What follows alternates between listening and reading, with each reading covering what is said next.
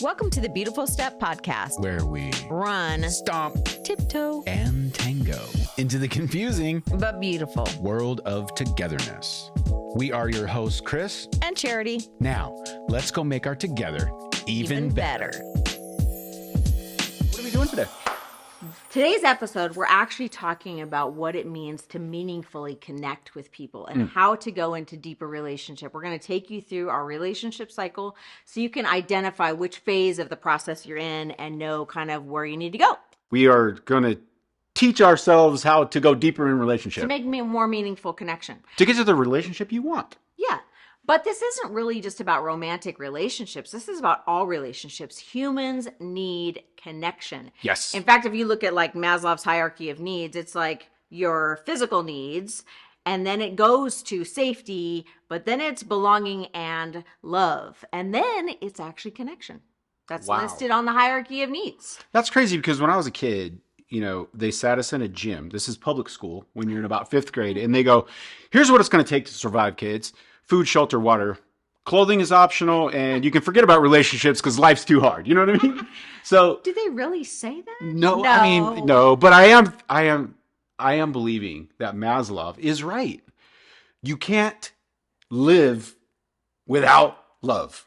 You have to have human connection. Yes. I mean, let's take it back to like the evolutionary cave person days, right? Mm-hmm. You needed people. Well, we still need people to procreate, but sure. You needed people to stay warm. You needed people to help you hunt. You needed people for everything you did. Yeah, I know that you would definitely be way more efficient. I mean, I'm imagining in my mind right now a cave full of people. It's cold outside.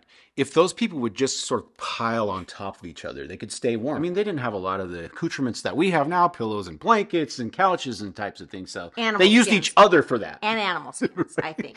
I think they used animal skins. It plays. The point is made. The human blanket works too.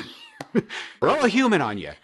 Really, there's a lot of scientific data that tells us how important it is to have human social connections. Yes. And the more social connections, the better. And the deeper the social connections are, the better. In fact, they compiled 148 scientific studies and studied like the actual health of individuals. And what they found was that human social connection decreases anxiety and depression, decreases your blood pressure, improves your immune system, and it increases your length of life by 50%.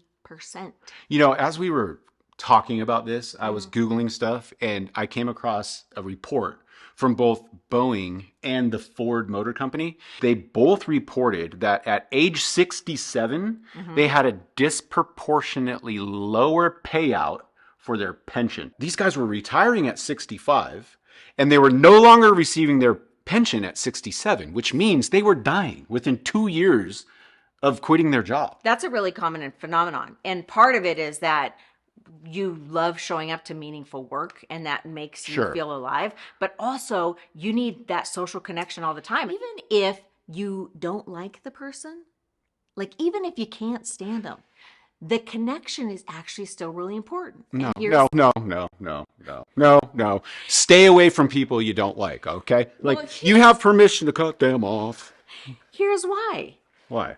Because even when you're having negative emotions, they actually show you what positive emotions are or positive interactions. So they increase your capacity to have good interaction if you've had bad interaction. I mean, talk me through this. What do you mean? I can't forgive someone unless I've been slighted. Oh, right. I can't like have empathy unless I understand the perspective of another person. Yeah, I hear what you're saying. Yeah, I get it. So a positive emotion comes out of like a negative experience. Right. So even relationships that are challenging are vital. Right. Yes. Okay. But we need people. So I was having this conversation with somebody the other day, young man, super good looking guy. And he was saying like, you know, he's not in the dating scene. And I was harassing him. I'm like, come on now. Why aren't you on those apps where you like go find people? Like, why aren't you putting yourself out there? And he was like, Single bingo? Yeah. Is it a thing? I think it's like Tinder, Bumble, Tinder. Bumble? I don't know. They all sound like Bumblebee, some sort of bee. We missed the whole app date. I was asking why he wasn't putting himself out there. And he made the comment, like, Well, there's a lot of things I'm really trying to work on myself on right now before I put myself out there. I really feel like I need to focus on this stuff so that I feel confident putting myself out there, which I actually understood. The confidence thing is a really big thing. Can I interject? Okay. Okay. I want to comment on this because I'm seeing it a little different way. Or maybe this is the balancing part of it. Okay. Okay. For sure, there are people who are not ready to put themselves out there. Either you actually do need to work on stuff, or you might be a danger. Up to no good. Yeah. Like really up to no good, not in it for any sort of relationship. Sure. I get that. Sure. Stop. Don't do that. But I want to speak to this idea of like, I have to work on myself before I put myself out there.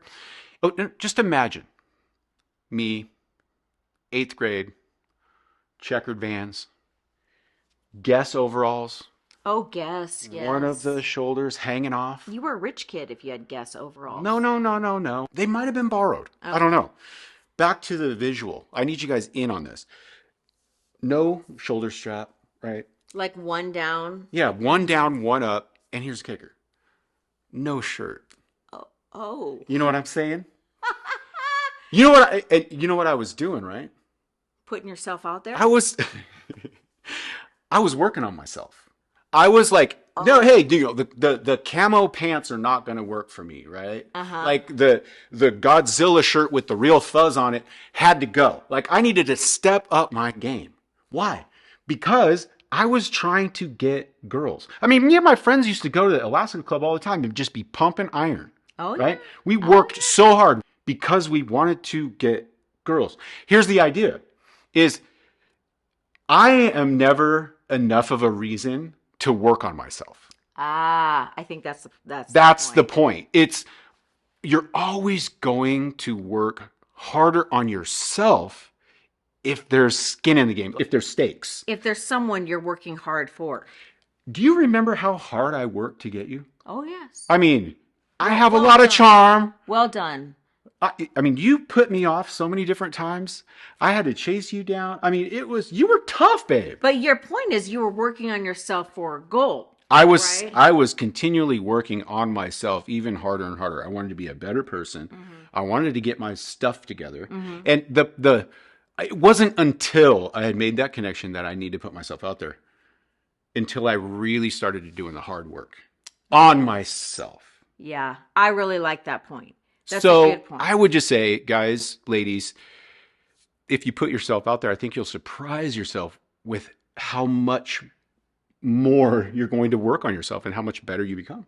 Yes. When you do put yourself out there and you do have someone in your life, it's pretty easy to do a lot harder work on yourself because they're pointing out things you need to work on. Oh, you really understand yourself until you're around other people and then you actually have perspective on who you are. That's what I'm saying. So let me just sort of finish this thought.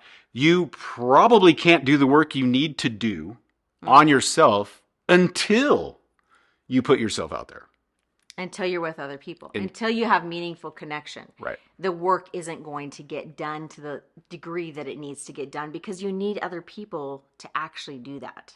You can't see yourself clearly. You can't work on yourself hard enough by yourself. Yes. Say that again. You can't really see yourself clearly without good relationships. And you can't work hard enough on yourself for yourself. Yes. But it's beyond just even like working on yourself. The idea of social connections is really about a number of things. Being around other people and having people in your corner makes you feel more safe. Yes. In fact, there's like studies, they've studied neurons while people are holding hands and how much safer they feel just with the presence of a hand holding. But actually, we had this the other day. We went to a concert. It was really crowded. And he reached back. We were trying to navigate the crowd. He reached back, grabbed my hand, and was kind of leading me through the crowd. And what that did was just me grabbing his hand made me feel a little bit invincible to walk through the crowd. Because I felt like I was bigger kind of than myself. You are bigger than yourself when you are holding hands with me, girl. You're right. You know what I'm saying? Okay, guys, this is a move, right? Okay, you turn around like, can you see me in there? And you reach out your hand, right? And these shoulders right here, You see these shoulders right here? They part the waters. Oh, They part the waters, and whoever's behind you, whoever that might be, is going to feel. It better only be me behind you. Is going to feel very safe. Yeah. So there's that. But then they're like, You can't do that alone. You can't do that alone. but you also feel just kind of better when you're with people, when you're facing hard things, even like man. things like rejection. Yeah. Like, for instance, when I was in 7th grade, I tried out for cheerleading. Like, go, whatever. You're so adorable. I clearly, the reason I didn't get on the team was what just occurred right now. You saw the example of this. Now listen, I'm not that coordinated, so I didn't make the team. I was devastated. But you know what really helped? Was that there was a whole other like number of girls that also didn't make the team. Hey. And wouldn't you know it, like we all started playing basketball instead, which was really fun. And then we all kind of just like bickered about the, like Of made course. fun of So the cheerleaders because they weren't real athletes, so that helped us, that camaraderie, but we felt better because we weren't alone. okay, so I need everyone to imagine right now. We're in the 7th grade. If you have braces, if you have bony knees and you're really uncoordinated and you're not fitting in, show up to Charity's locker because we have a club for you, baby. No, we were like the basketball team. As if you weren't totally drop dead gorgeous your entire life. Oh, yeah. Clearly didn't make the cheerleading squad. Anyway, the point is that you feel better when you're with other people. Absolutely. You can always find your people. Right. Yeah. So even if you're not looking for a romantic relationship, it's really critical for your health, Yes. for the feeling of safety, for the feeling like you're not alone, knowing what you're like, having courage to take on things. You're going to feel better with other people doing that. You're not going to understand yourself unless you're around other people. So even if it's not romantic relationships, you should be looking for human connection all the time. Scientifically proven to make you healthier. Yes. So today we're going to lead you through these kind of steps of the relationship cycle so that you can identify where you're at, put your attention and awareness on a certain area we're going to cover that is usually the downfall of making deeper connections. Right. So the 7 steps work like this. The very first thing that happens in any relationship is interest. Oh. You have interest, right? Okay, so you look over, you see someone, you go, okay, yep, hands down, I'm interested. Yes. The first time I ever saw you, mind blown. Same. Very interested. We stared at each other through a window. Yeah. Awkward, long stare, both of us saying to each other Yes. through that stare, I'm interested. I'm interested. That's step 1. Step 2 is exploration. And, exploration was way harder for us when we were kids.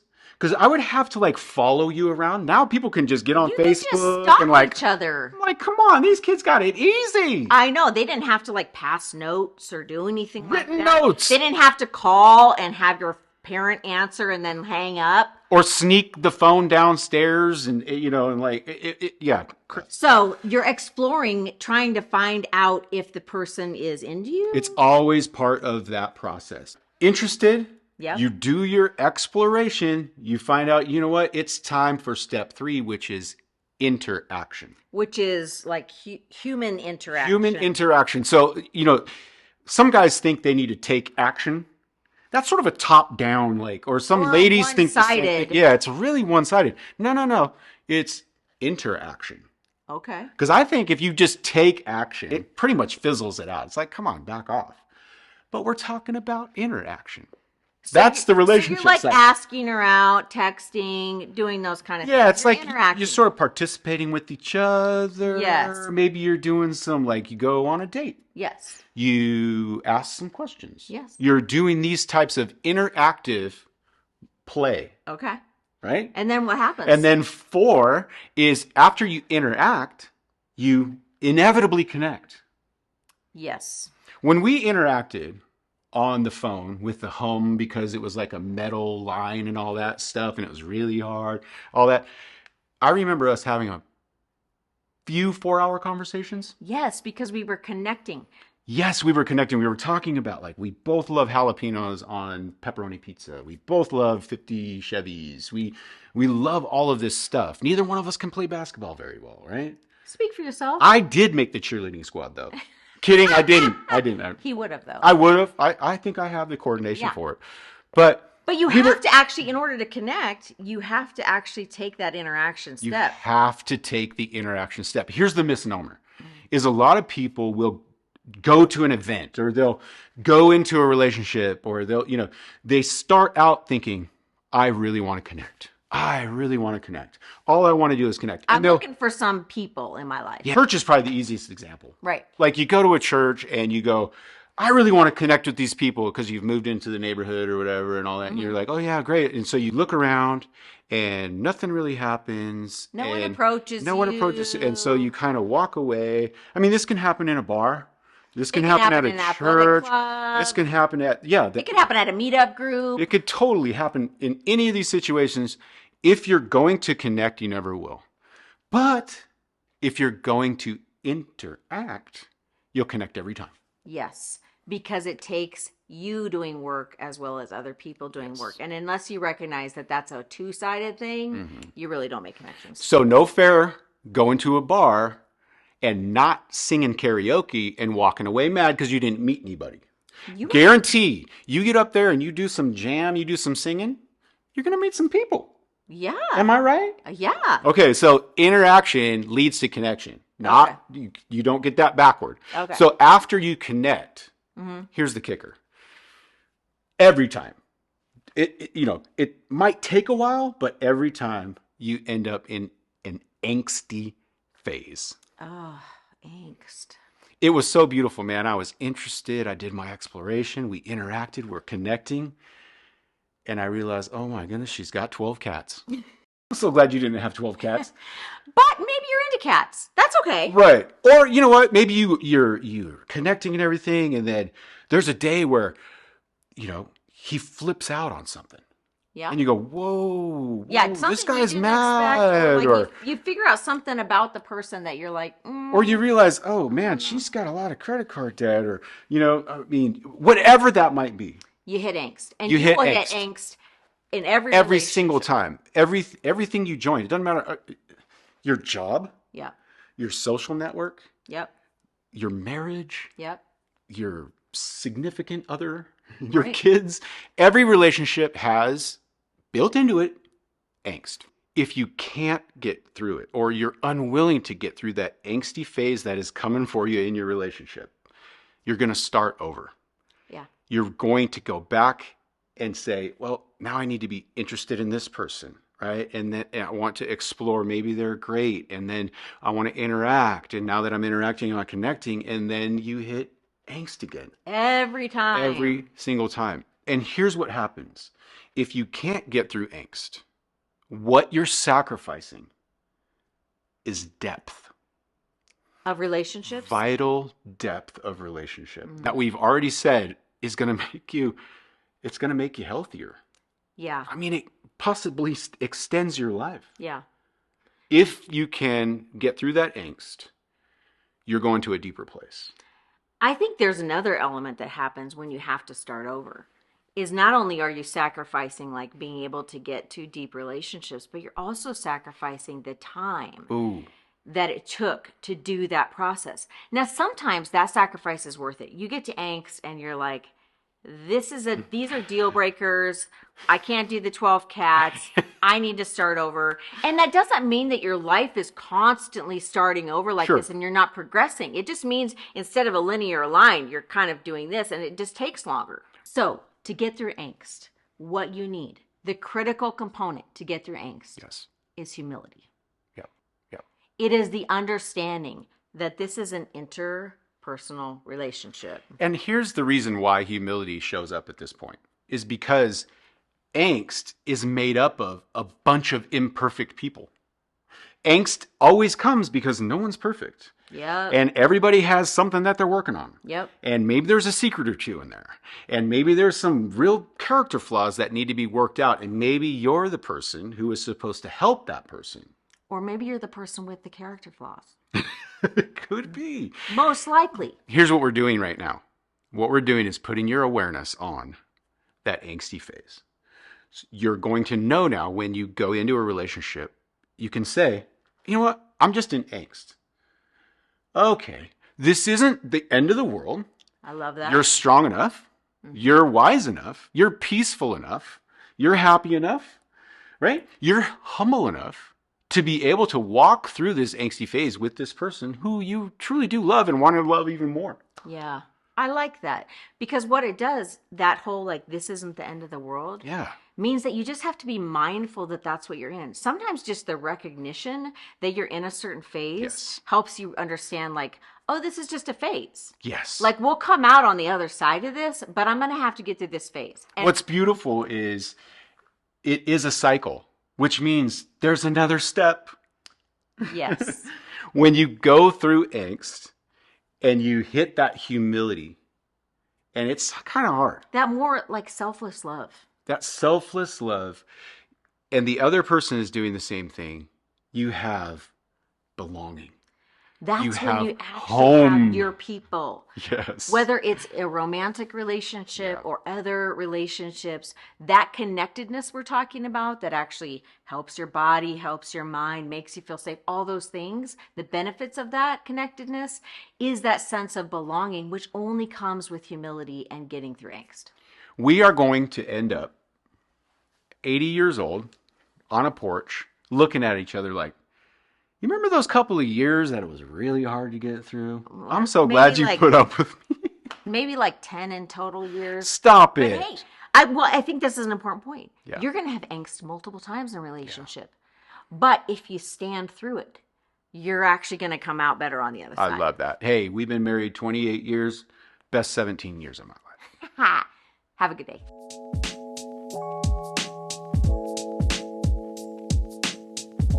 Wait, babe, wait. How do we end this? By saying thank you. Okay, you guys are awesome. Thank you. There's nothing more encouraging than you hitting that like button and commenting. And don't forget to subscribe. And I know there's more. You have a list. Might as well go down the list. Right. Okay. Watch the video of this podcast on our Beautiful Step YouTube channel or on our website where you can actually download transcripts and show notes of the episode. And don't forget to follow us on Facebook and Instagram. If today's episode made your together even better, tell someone. Okay, now. Right now. Today. Okay. You can take one step It's just one step. toward the beautiful relationship you want in your life. You got this.